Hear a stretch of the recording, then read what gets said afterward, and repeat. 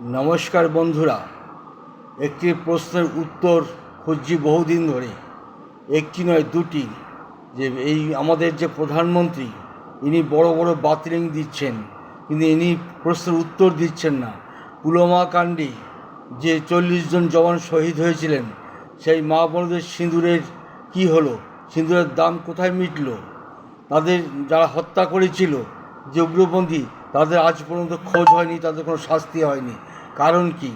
দ্বিতীয় প্রশ্ন হচ্ছে, পহেলগাম কাণ্ডে যে 4 জন জঙ্গি হত্যা করলো নৃশংসভাবে, মা বোনেদের সিঁদুরকে মুছে দিল, সেই 4 জন জঙ্গি আজ 1 মাস হয়ে গেল, তার কিছু ব্যবস্থা হলো না, তাদের ধরা গেল না।